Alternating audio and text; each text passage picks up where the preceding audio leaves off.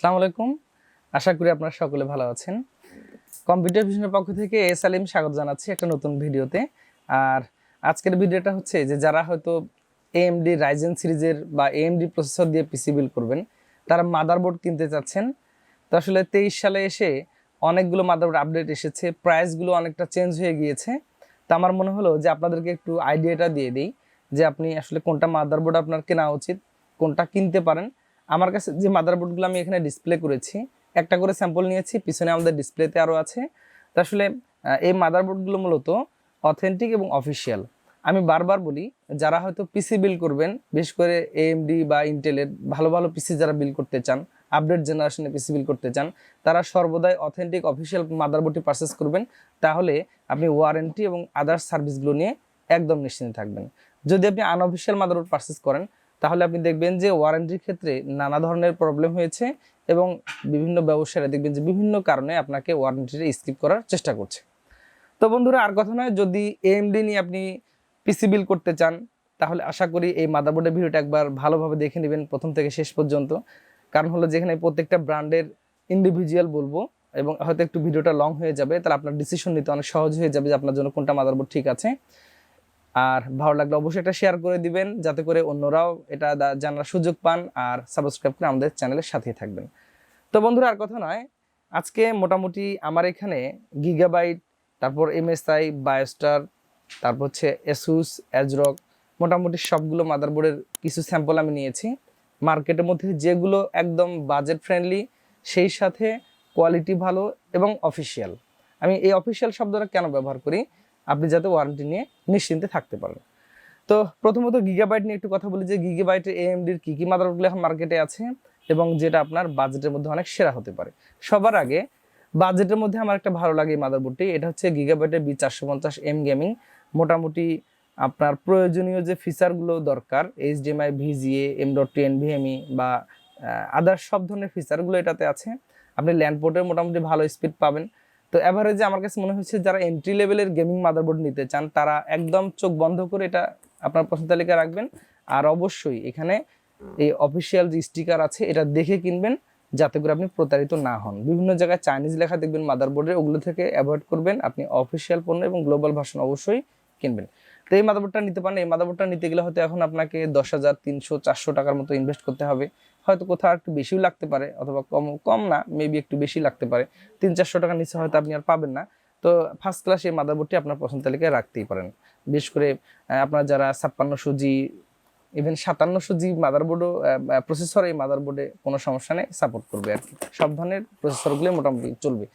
এরপরে আরেকটা মাদারবোর্ড, যাদের হয়তো গেমিং সেগমেন্ট ছাড়া একটু বেশি র্যামের স্লট প্রয়োজন আছে, তাদের জন্য হচ্ছে গিগাবাইটের এই B450M DS3H V2। তো এই মাদারবোর্ডটাতে 4টা র্যামের স্লট আছে, একটা অফিসিয়াল অথেন্টিক প্রোডাক্ট। তো এই মাদারবোর্ডটা আপনি নিতে পারেন। এটা আপনি হয়তো 11,000-এর মধ্যে পাবেন, 10,800-900 এর মধ্যেই আপনি এই মাদারবোর্ডটা পাবেন। তো আমার মনে হয় এটা বাজেটের মধ্যে যথেষ্ট একটা ভালো অফিসিয়াল মাদারবোর্ড। গিগাবাইটে এটা আপনি নিতে পারেন। এরপরে আমরা আরেকটা মাদারবোর্ড দেখি, যাদের আসলে 450 সিরিজের মাদারবোর্ডে একটু ওয়াইফাই সহ লাগবে, তাদের জন্য গিগাবাইটের মাদারবোর্ডটি অনেক ভালো হতে পারে। এটা হচ্ছে gigabyte motherboard B450M DS3H wifi. এটাতে বিল্ট ইন ওয়াইফাই আছে, অর্থাৎ আপনি মোটামুটি সুপার স্পিডের ইন্টারনেট এক্সপিরিয়েন্স করতে পারেন এই মাদারবোর্ড দিয়ে। এক্ষেত্রে কোনো এক্সট্রা ল্যান্ড কেবল ইউজ করতে হবে না, অথবা কোনো ওয়াইফাই রিসিভারগুলো ব্যবহার করার প্রয়োজন হবে না। এটাতেও মোটামুটি সব ধরনের ফিচারগুলো আছে। তবে হ্যাঁ, যারা এই VGA পোর্ট খোঁজেন তারা এই মাদারবোর্ডটা নেবেন না। এই মাদারবোর্ডটাতে আসলে কোনো VGA পোর্ট নেই। এটাতে HDMI পোর্ট আছে, M.2 NVMe স্লট আছে, ওয়াইফাই আছে এবং সার্বিক ফিচারগুলো খুবই ভালো। এটা নিতে চাইলে আপনাকে 11,800-900 টাকা, অর্থাৎ 12,000-এর মধ্যেই আপনি এই মাদারবোর্ডটা পেয়ে যাবেন, এবং অবশ্যই অথেন্টিক প্রোডাক্ট। এরপরে যাদের একটু আরও আপডেট ফিচার দরকার, যারা আসলে চাচ্ছেন যে আমি হয়তো একটু 550 সিরিজে যাব, 550 চিপসেটের মাদারবোর্ডগুলো নেব, 5700G এই টাইপের প্রসেসর দিয়ে পিসি বিল্ড করবেন, তারাও আপনারা এটাও নিতে পারেন। 450 নিলেও সাপোর্ট করবে। এখন তো আমি দেখছি যে 320 মাদারবোর্ডে 5600G প্রসেসর দিয়ে বিল্ড করে দিচ্ছে। হ্যাঁ, আসলে সাপোর্ট করে, কিন্তু আপনার মাদারবোর্ডের চিপসেটের সাথে যদি আপনার প্রসেসরের মোটামুটি সামঞ্জস্য না থাকে, তাহলে অবশ্যই আপনার পারফরমেন্সগুলোতে আপনি একটু কম পাবেন। তো এই মাদারবোর্ডটা নিতে পারেন। এটা DS3H 550 মডেলের। এটাতে 4টা র্যামের স্লট আছে। এই মাদারবোর্ডের DVI পোর্ট আছে, HDMI পোর্ট আছে। তো এটা মোটামুটি বেশ বাজেট ফ্রেন্ডলি একটা মাদারবোর্ড। আর এটা যদি আপনি নিতে চান তাহলে হয়তো মোটামুটি আপনি 13,600-700 হয়তো এর আশেপাশেই দেখবেন যে পেয়ে গিয়েছেন, অবশ্যই অফিসিয়াল প্রোডাক্ট। তো বন্ধুরা এরপরে আর একটা মাদারবোর্ড, যারা 550 সিরিজের মাদারবোর্ডে ওয়াইফাই নিতে চান, যে আমার 550 সিরিজের মাদারবোর্ড নিব, সেখানে ওয়াইফাই বিল্ট ইন থাকতে হবে, র্যামের স্লট থাকতে হবে 4টা, তাদের জন্য এই মাদারবোর্ডটা। এটা মডেল হচ্ছে আপনারা দেখতে পাচ্ছেন গিগাবাইট B550M DS3S AC।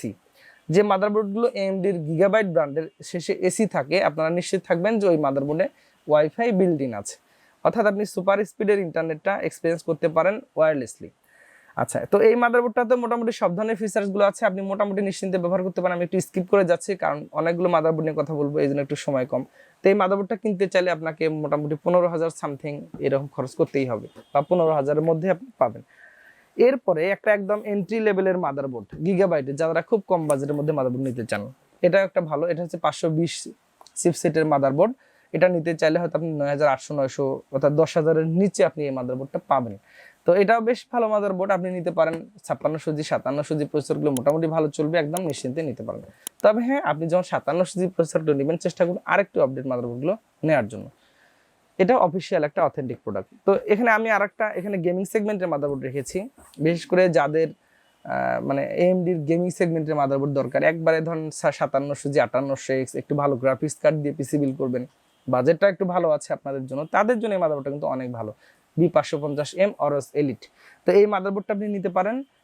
এটা একদমই ফুল গেমিং সেগমেন্টের একটি মাদারবোর্ড। মোটামুটি HDMI পোর্ট আছে, DVI পোর্ট আছে, USB 3.02 এই পোর্টগুলো আছে। ল্যান পোর্টে আপনি ভালো স্পিড পাবেন। সো এটা আমার মনে হয় যে আপনার জন্য অনেক বেস্ট চয়েস হতে পারে, যারা একটু গেমিং সেগমেন্টের পিসি বিল্ড করবেন এবং যাদের বাজেট হয়তো 17,000 সামথিং, তাদের জন্য এই মাদারবোর্ডটা খুবই ভালো, আপনারা এটা মাদারবোর্ড নিতে পারেন। তো বন্ধুরা এরপর একটু চলে আসি আরো অন্যান্য ব্র্যান্ডগুলোতে, একটু বায়োস্টার নিয়ে কথা বলি। যারা আসলে একটু কম বাজেট খুব টাইট হয়ে যায়, তারা আপনারা হয়তো বায়োস্টার এই মাদারবোর্ডটা নিতে পারেন। এই মাদারবোর্ডটা নিতে গেলে আপনাকে মোটামুটি 8,100 এই 200 এর আশেপাশে দেখবেন যে খরচ করতে হবে। তো মোটামুটি ঠিক আছে, বাজেটের মধ্যে মাদারবোর্ডটি মোটামুটি চলে। এরপরে চলে আসি MSI তে, একটু আমরা যেতে চাচ্ছি। MSI এখানে 3টি মডেল আছে। একটা হচ্ছে A Pro Max B450M A Pro Max। যারা 450 সিরিজের প্রো ম্যাক্সে একটু এন্ট্রি লেভেলের মাদারবোর্ড চান, তাদের জন্য এটা। A Pro Max এর আরো একটি মডেল হয়, আমি একটু পার্থক্যটা আপনাদেরকে দেখিয়ে দিই। এটা হচ্ছে A Pro Max ATX motherboard, এটা হচ্ছে মাইক্রো ATX মাদারবোর্ড। এটাতে 4টা র্যামের স্লট আছে, এটাতে হচ্ছে 2টি র্যামের স্লট আছে। তো এই মাদারবোর্ডটা যদি আপনি নিতে চান, মোটামুটি আপনাকে খরচ করতে হবে হয়তো 9,000 টাকার মধ্যে। আর এটা মাদারবোর্ড নিতে চাইলে আপনাকে মোটামুটি 12,100-200 টাকার মতো ইনভেস্ট করতেই হবে। তো দুটাই অফিসিয়াল প্রোডাক্ট এবং আপনি নিশ্চিন্তে নিতে পারেন MSI এর।